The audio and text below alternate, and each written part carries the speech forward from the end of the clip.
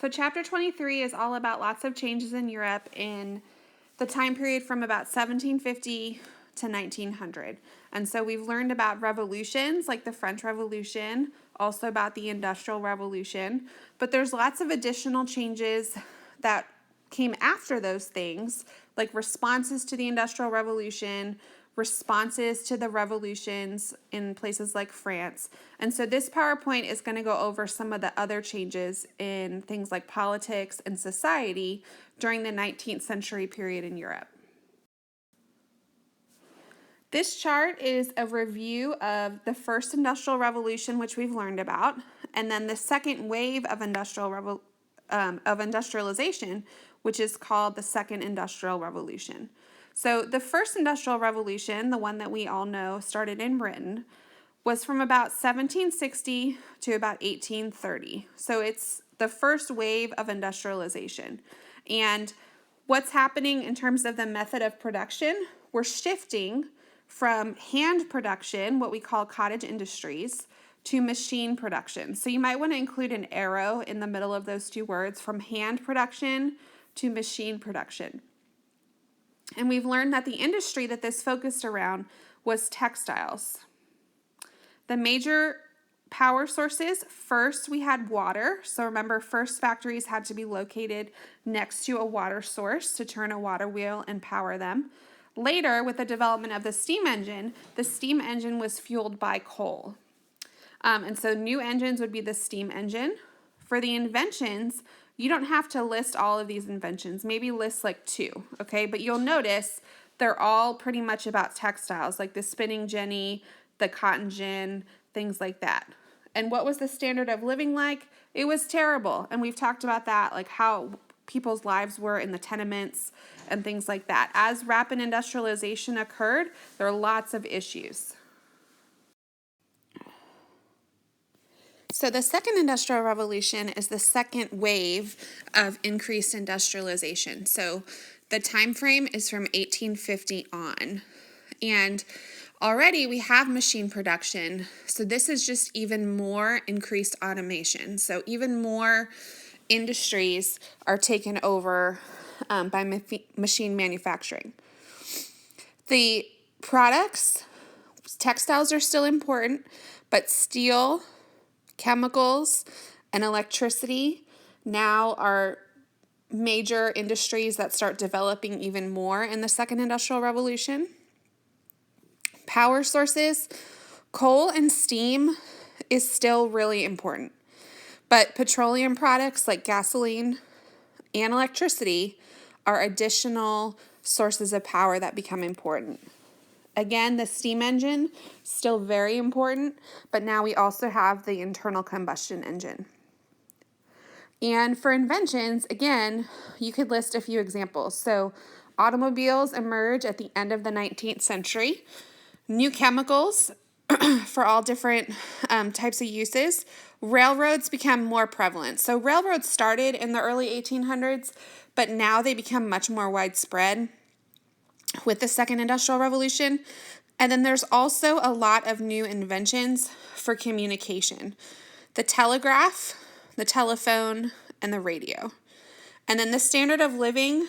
So the standard of living among the working class in urban areas is still not great, but we're going to see with the second industrial revolution, governments start intervening to try to deal with some of those issues and improve some of those conditions. So still not great, but it's getting a little better due to government reforms. So now we're going to talk a little bit about government. A key term for you to know is nationalism. Nationalism is a sense of pride or commonality of a group of people based on the language, religion, social customs, or territory of a particular place. So this is kind of similar to like patriotism or feeling pride in your own nation.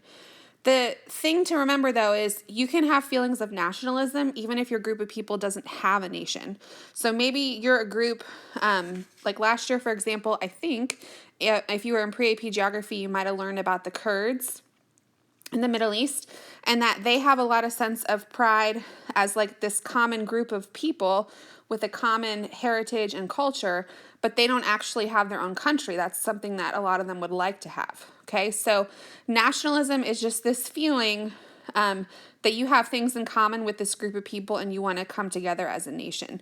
So, for example, we could talk about what are the things that kind of define us as Americans. And if you want to pause the video and have a little discussion about that, you can.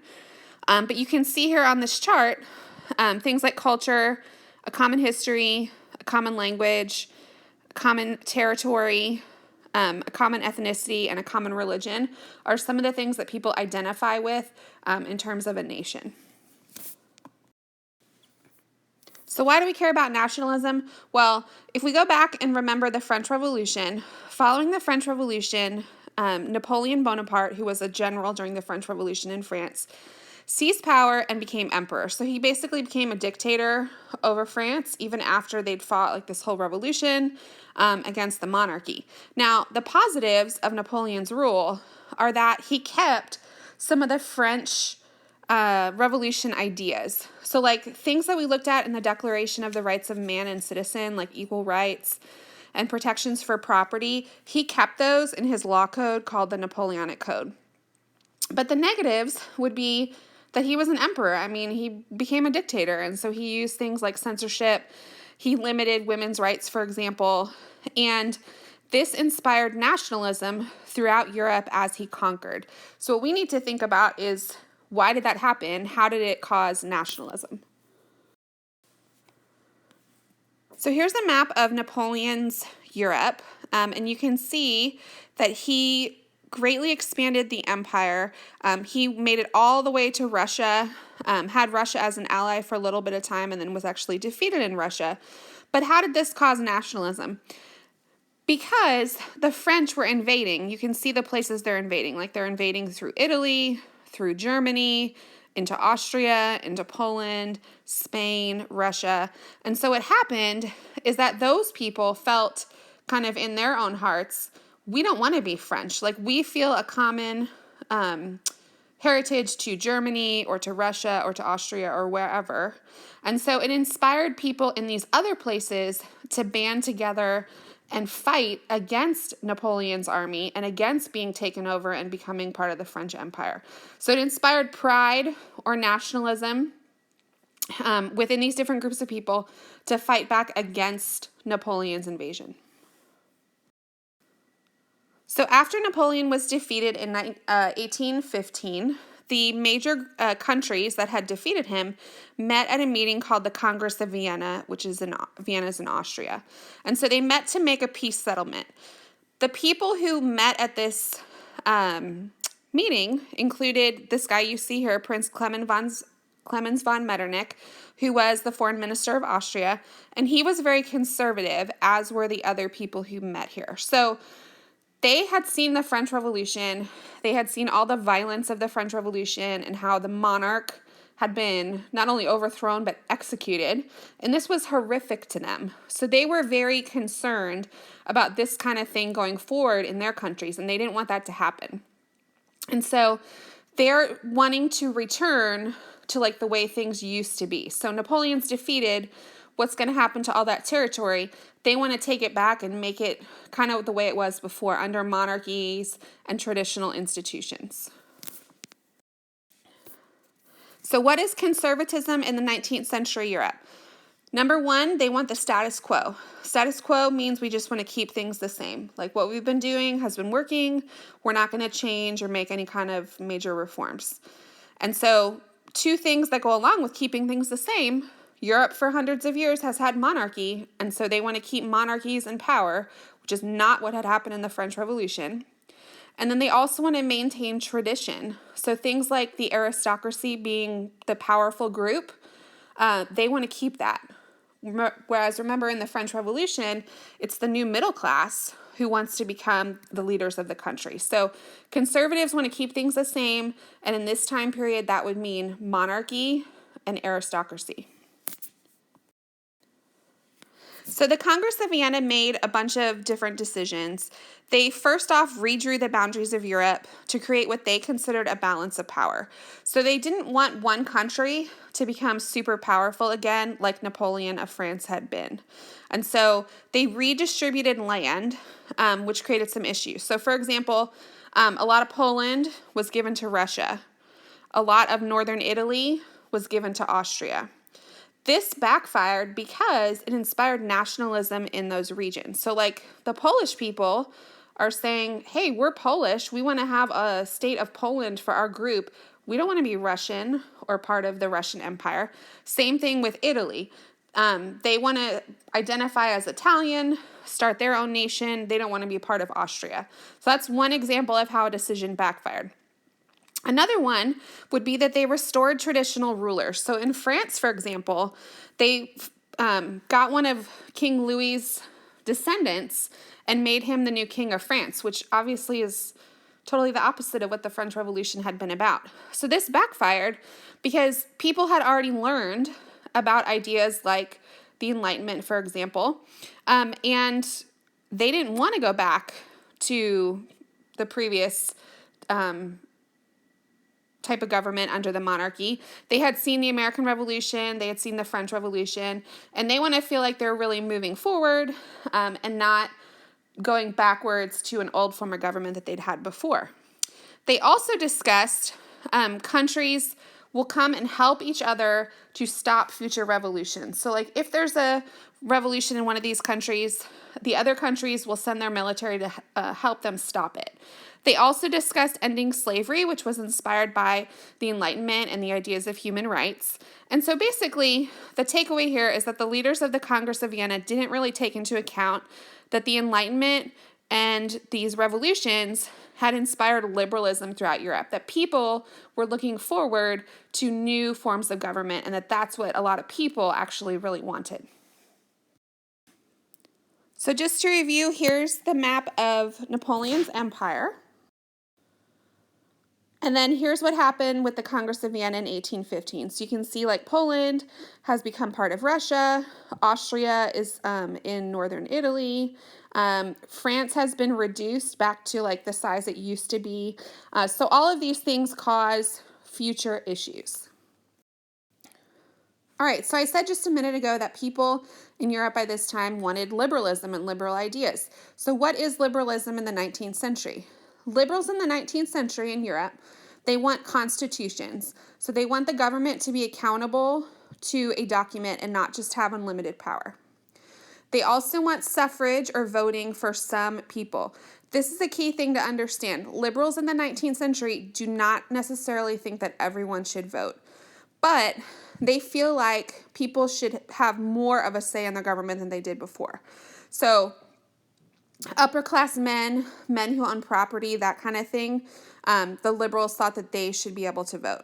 And so they are attached to this idea from John Locke of natural rights, where people have rights that they're born with that can't be taken away by the government.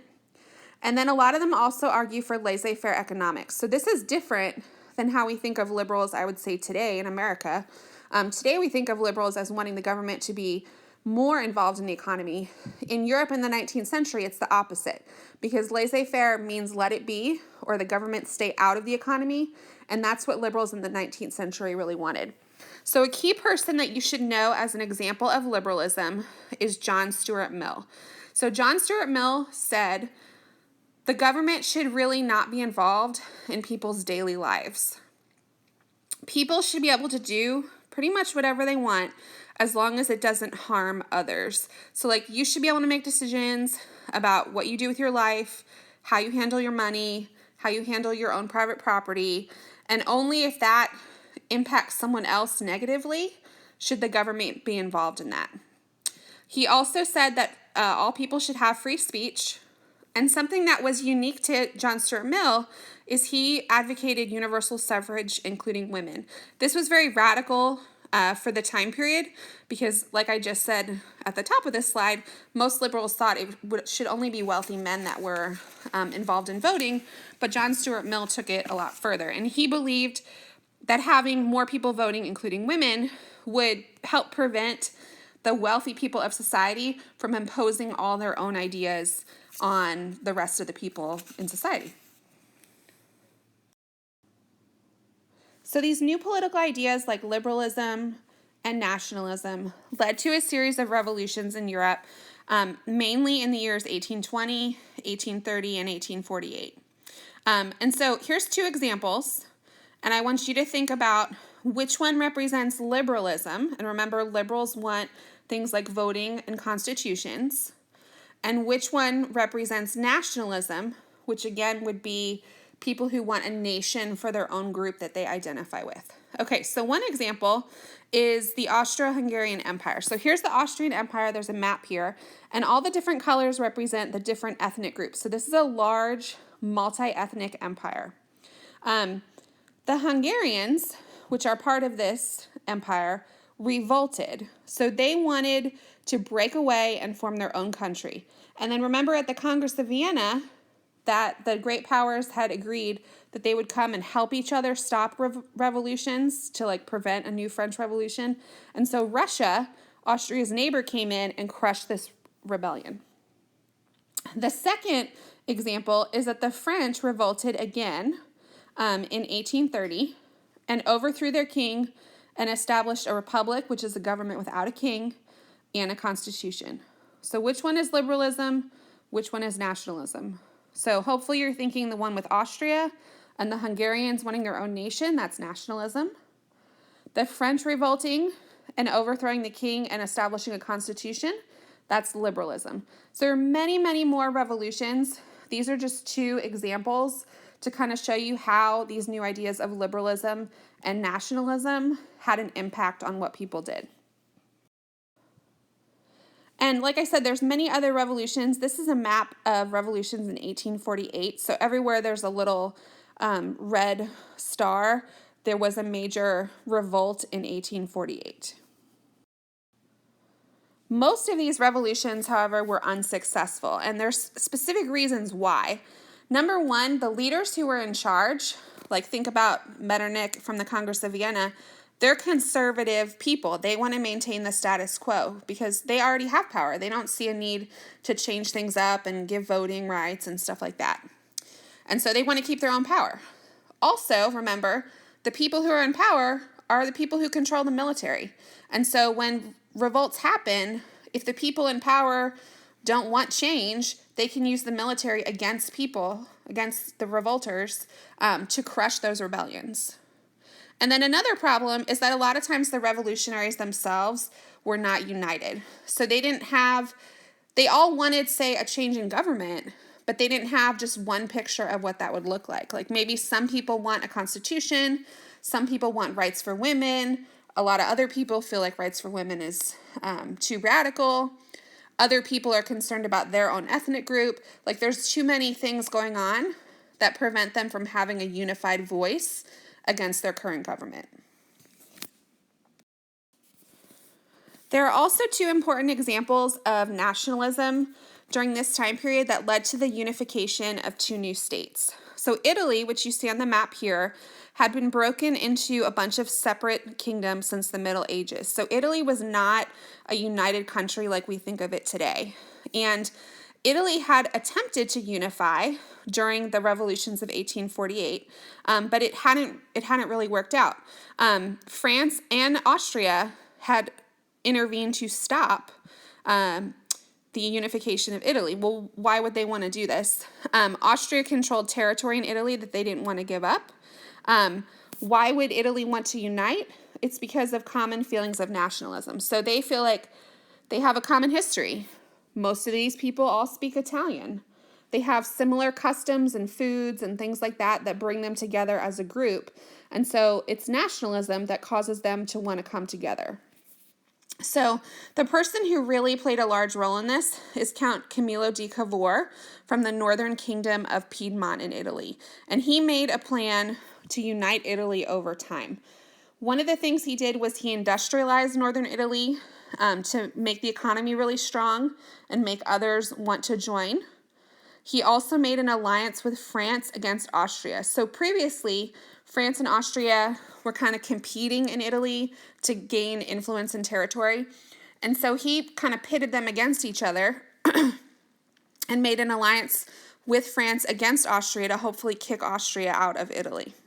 He also used warfare. So another person in your reading is Giuseppe Garibaldi, who was a military leader who conquered a lot of these kingdoms to help unify them. And so all of these things together led to Italy becoming a united country, similar to what we know today by 1871.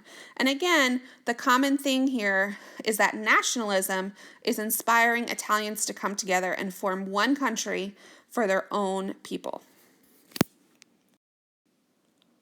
A similar thing happened in Germany. So Germany had been made up of over 300 kingdoms at the time of the Protestant Reformation, and the Congress of Vienna had reduced that into 39 kingdoms, but still, 39 kingdoms, that's a lot of different German states. In 1848, the Germans had attempted to unite in the revolutions of 1848, but Austria stopped it. Again, they want to unite because they feel a common sense of heritage. They have a common history, they speak German, this common culture, and they want one country for German-speaking people.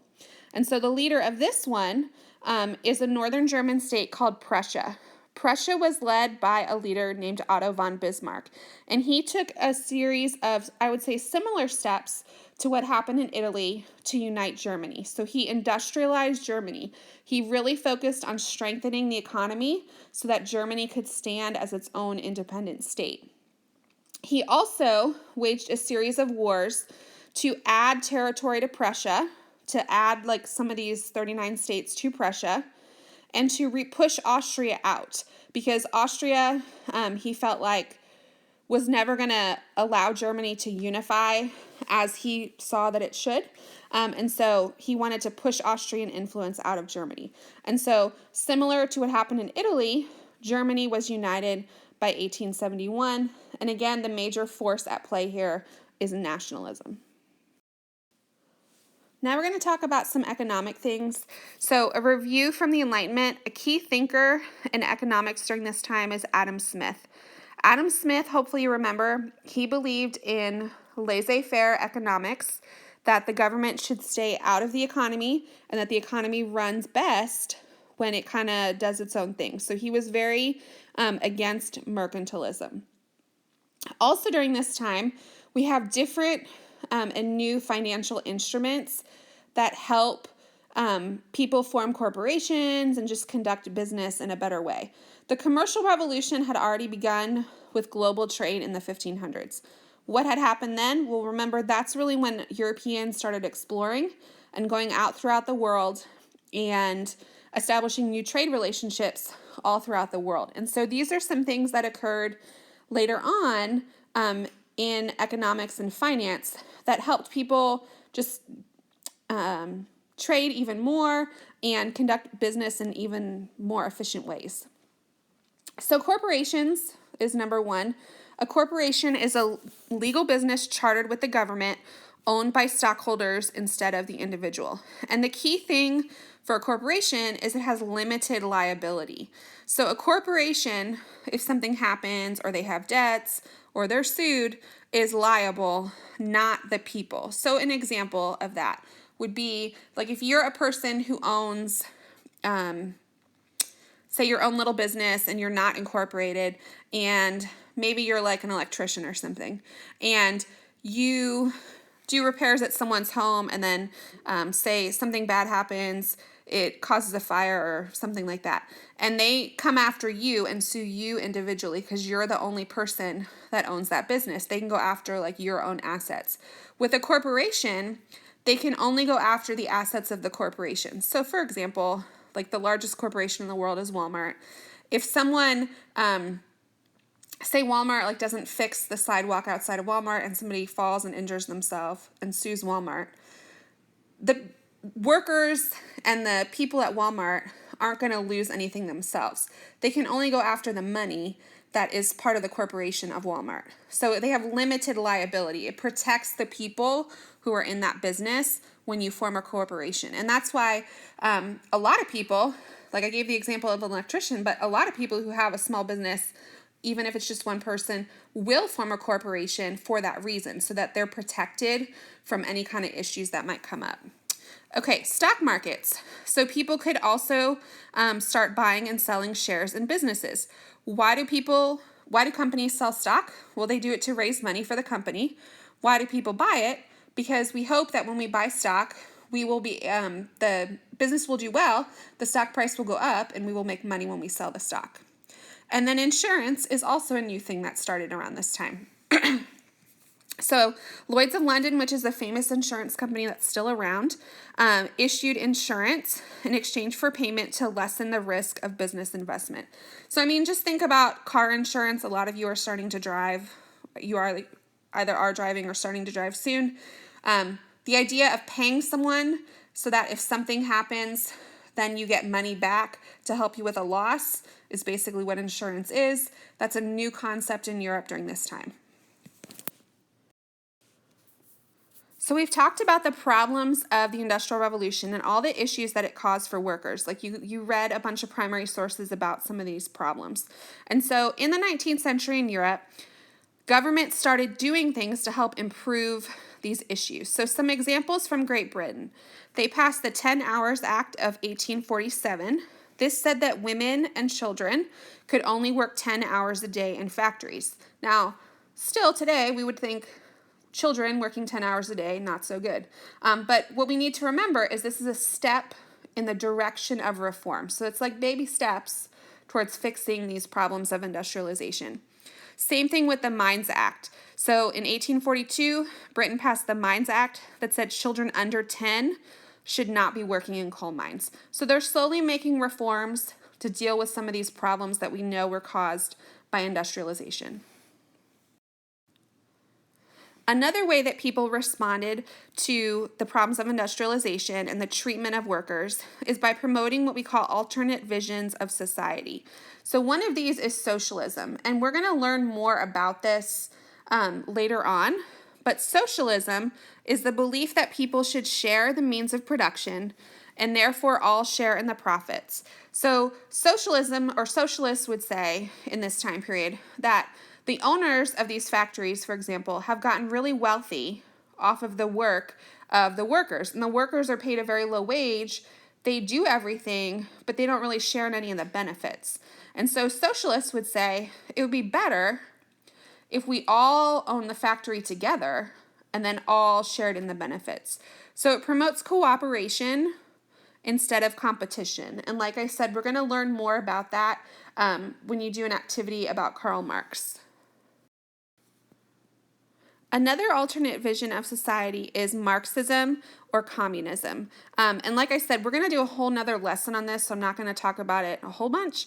But Karl Marx basically takes socialism to the next level and says, not only are we going to share ownership of everything, but that's going to lead to the abolishment of all social classes. And he wants to have a classless society where everyone is theoretically equal. And later you'll talk about what that would look like and also kind of why that has not really worked out. All right. And then another alternative vision of society is anarchism.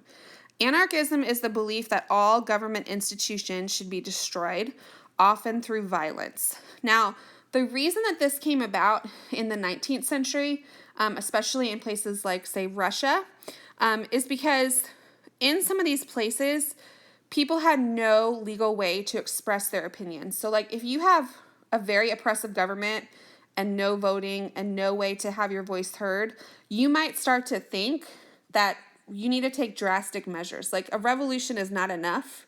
We maybe need to just totally destroy the government and do something different.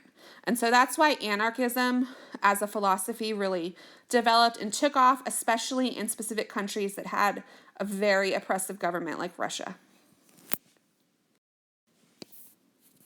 So again, Britain continued reforming, so you can add this to that question.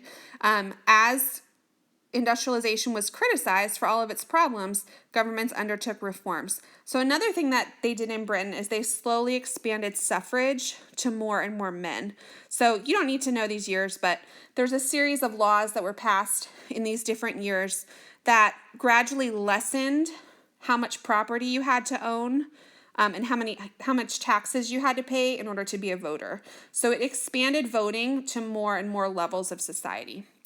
In Germany, they took a different approach. So Otto von Bismarck, who we learned just a minute ago, helped unify Germany. He put in policies to protect workers, such as accident insurance, unemployment help, and old age pensions for workers, which is like money when you're a retired person. Like in America, it's like Social Security. The reason he did this is he's not necessarily motivated by wanting to help people, but he was a pretty conservative guy, and so he made reforms that he thought would keep the people happy to prevent a more radical group from taking over. And then another example of just reforms to help people is the institution of public education, which we're going to talk about. So by the late 1800s, most European nations and America had compulsory free elementary education. Compulsory means it's mandatory, your children must attend, and then free and elementary education. So slowly over time, they added grades all the way up to high school like we have now. Why did countries want to do this? Well, probably the number one reason is that with the Industrial Revolution, there's all kinds of new jobs created that require people to be basically educated. So like if you're going to work in an office now, which wasn't even really a job before the Industrial Revolution, you're going to at least need to know how to read and write and do basic math. So things like secretaries, clerks, shop workers, any kind of office worker, you need to have basic skills that people wouldn't have necessarily without free compulsory elementary education. Also, now that a lot of countries are gradually extending suffrage to people, you want educated voters. So if you're going to allow people to vote, it'd probably be good if they could at least read a newspaper and know what the candidates are about before they go and cast a ballot. Okay, so voting, we want educated voters. And then lastly, we want to instill patriotism and loyalty. So as new countries are being formed, like Italy and Germany, schools are a way that a country can kind of mold the values of people and create pride and loyalty among children who are going to grow up to be citizens of that country. So an example of that in America would be like we say the Pledge of Allegiance in school. Now, boys and girls in this time were still taught differently. It was thought that girls were going to end up being wives and mothers, and so they didn't necessarily need as much education in the same types of things as boys. But still, compulsory free elementary education is a major step that occurred in the 19th century in most European countries. So what's the impact of all of this on women? Women were seen as very nurturing naturally because like they believed in the traditional role of women as wife and mother. And so a lot of women became teachers. That was a new job that women could have. Women could be paid less than men at this time. And so that kind of helped out with expanding education. And it was also an alternative for single women. So like if you didn't have a husband or you didn't want to get married, this is another job that women can have that's socially acceptable. And then the impact of education on society overall, mass literacy developed. So by the end of the 19th century, the vast majority of people in Europe could read and write for the first time.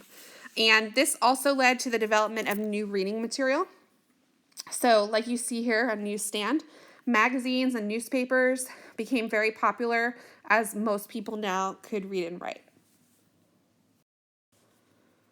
The Enlightenment continued to have a big influence on Europe. So Enlightenment ideas like natural rights and the social contract from John Locke continued to really change how people thought about the world. So we see that through the extension of suffrage, but remember this is to men only in Europe.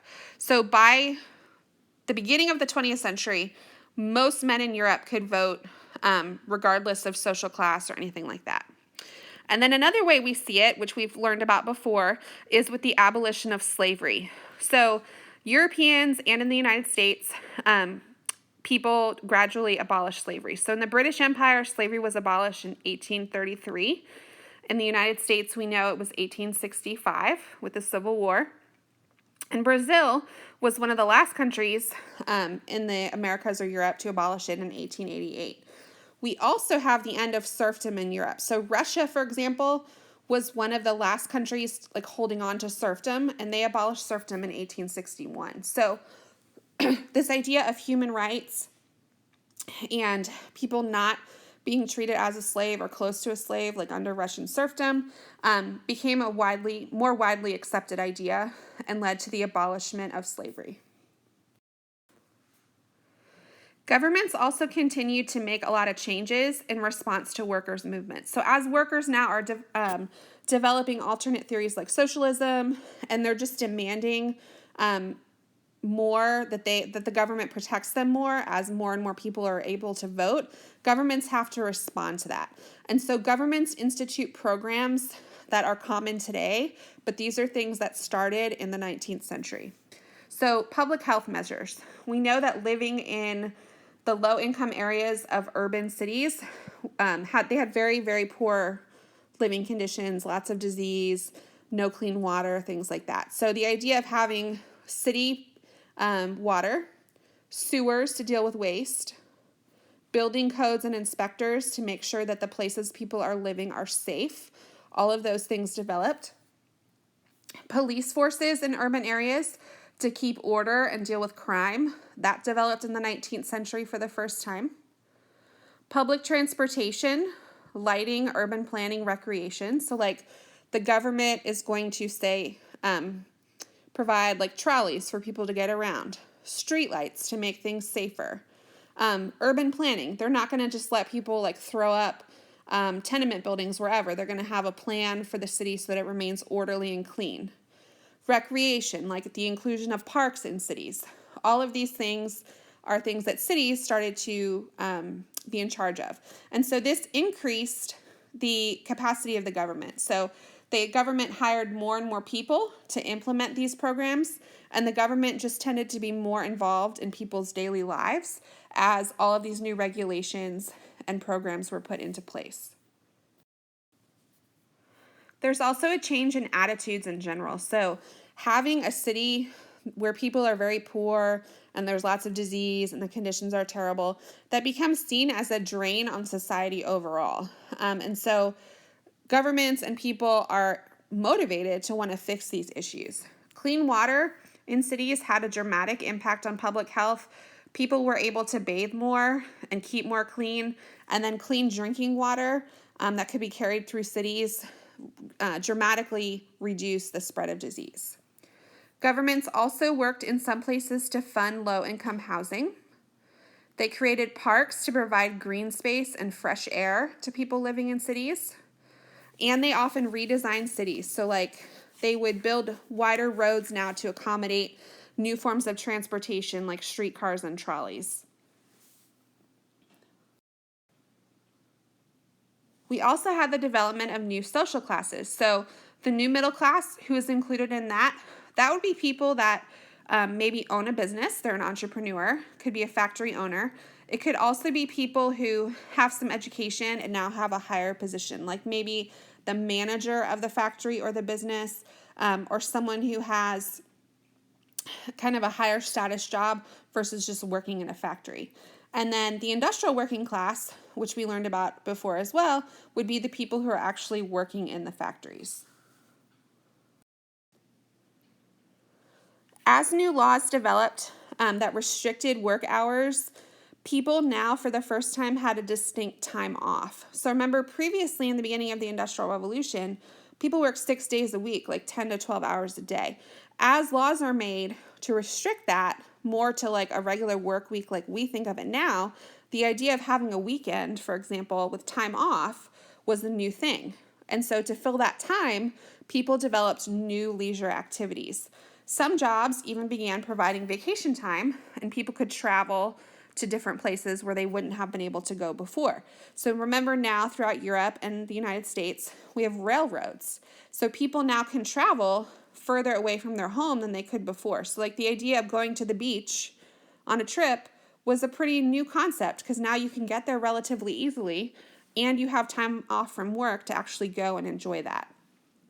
And then there's all kinds of other things that developed within cities to entertain people. So amusement parks, street lights allowed people to go out and do activities at night, dance halls, team sports and professional sports. So like the idea of actually going to watch other people play a sport, which is what a lot of us do now, that was a newer concept.